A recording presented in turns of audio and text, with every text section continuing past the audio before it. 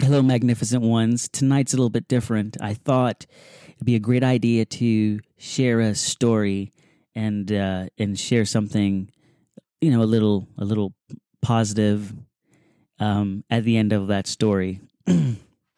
So years ago, I would often have, bonfires when I lived at home with my parents, and my friends would come over and we'd have these deep philosophical conversations. And I remember one night in particular, like it was so vivid. I was wearing this white shirt, these green pants, and these boots, and it was fall. And at this point it was close to being 2:00 in the morning. My friend looks at me and he says, "Oakley, everyone is living a lie and everyone's doing drugs." And I said, "Well, I'm not doing drugs and I'm not living a lie." And he says, "BS." And we began this fierce debate. And normally when someone else gets worked up, I don't get worked up. But, my friend, whom I love dearly, was saying that everyone was living a lie and everyone was on drugs and whatnot. And my goal was to prove him wrong. So, of course, when we begin to debate, at the time, I couldn't see what he was trying to say.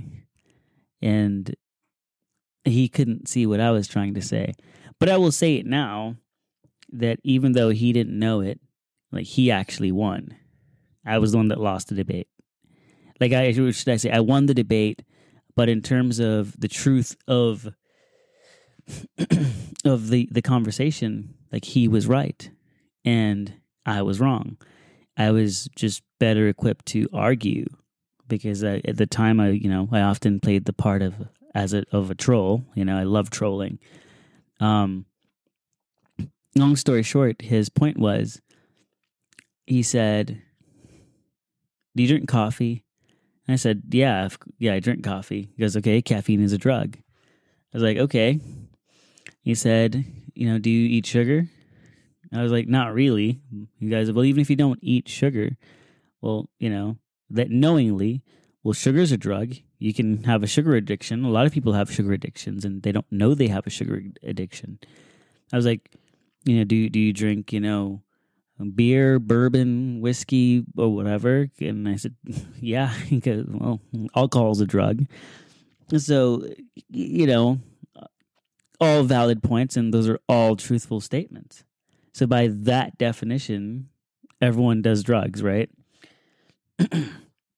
I couldn't really see the point that he was trying to get to, but at the time, but in the grand scheme of everything, what he was trying to communicate was that he wasn't happy and that sugar, the high doesn't last very long.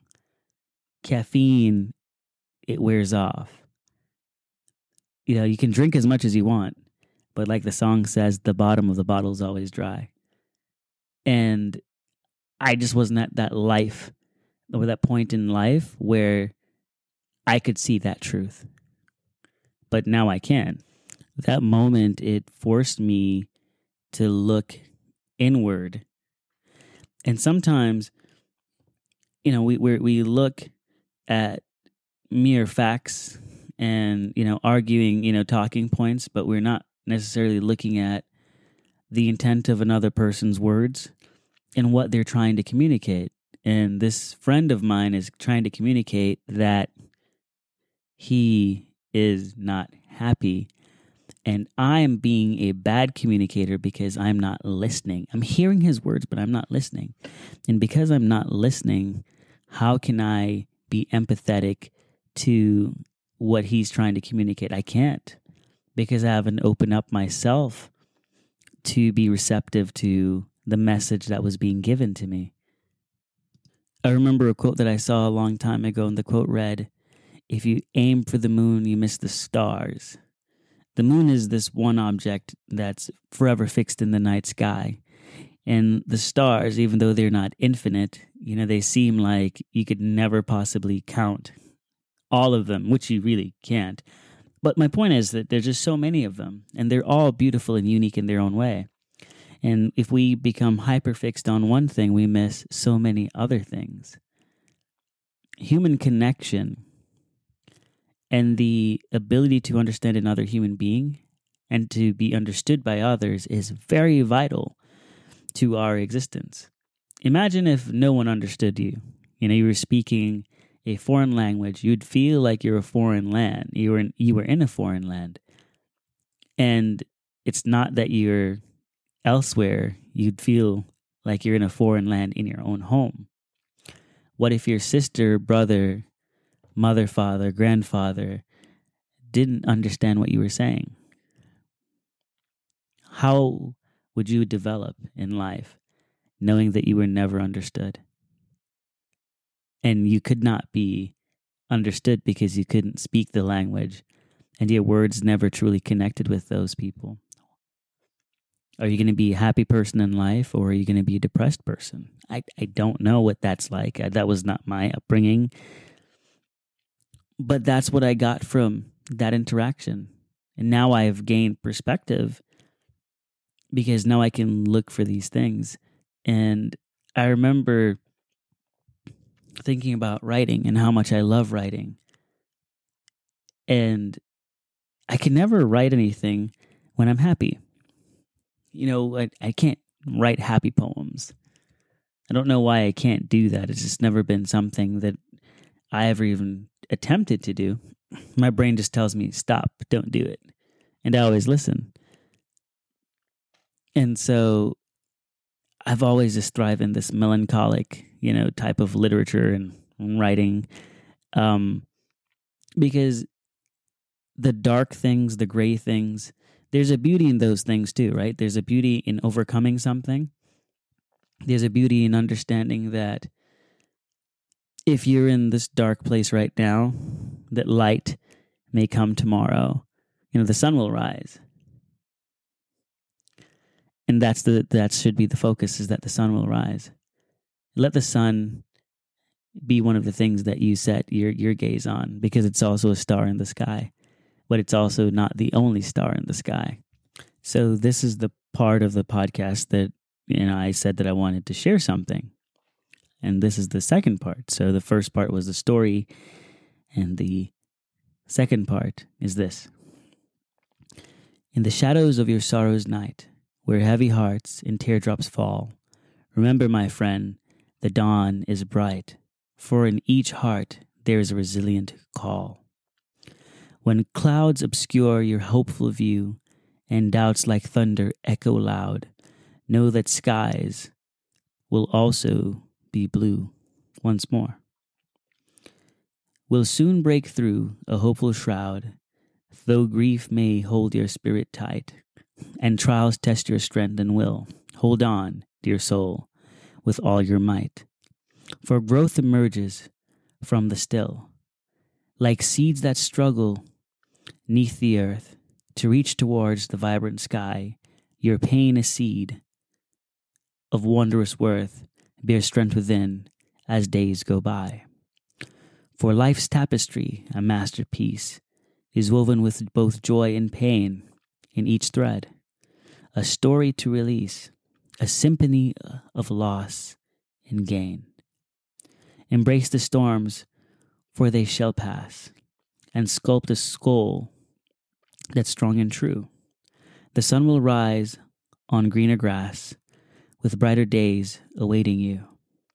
So when you're lost in darkest night, and hope seem like a distant star, remember, you possess the might to heal and rise, no matter how far. Through valleys low and mountain high, you'll journey on with head held high. For deep within, a fire shall fly, guiding you towards boundless sky. Believe in strength that lies within, the power to mend and to renew. With open hearts, let's all begin to see the dawn of hope that will one day shine through. I'm not a poet. I just felt kind of Shakespearean / Edgar Allan Poe-ish. Just wanted to share that. And that's why I said this one would be a little bit different. You know, maybe I'll be inspired to write something new. Who knows? But thank you, magnificent ones, for being magnificent. And your days won't always be perfect. You know, the rain falls because the grass needs to grow. And the storm may be brutal and it may be rough, but the storm is also necessary because that is growth. We can't live in discomfort, because if we did, why would we go to the gym? You know, we work out, and when we're lifting weights, the first time it hurts, it sucks. But you know what happens? Your recovery time becomes shorter and shorter and shorter. So then it hurts less and less and less the more frequently you do it. It becomes normal. It's like breathing or walking. It becomes a part of who you are. So if you think that nothing bad is ever going to happen to you in this life, then you are sadly mistaken. Bad things will always happen. But the bad things are what define the person that you'll become. The bad things tell you that, hey, you're ready for this one, and you're ready for the next one. The bad things reveal who you are. You know, the cliches that diamonds are formed under pressure. Well, that's an oversimplification. I say that people are diamonds, and they reveal who they really are because the pressure they put on themselves. Force yourself to grow. Endure. You matter. Your thoughts matter. Your opinions matter. And that's real. Be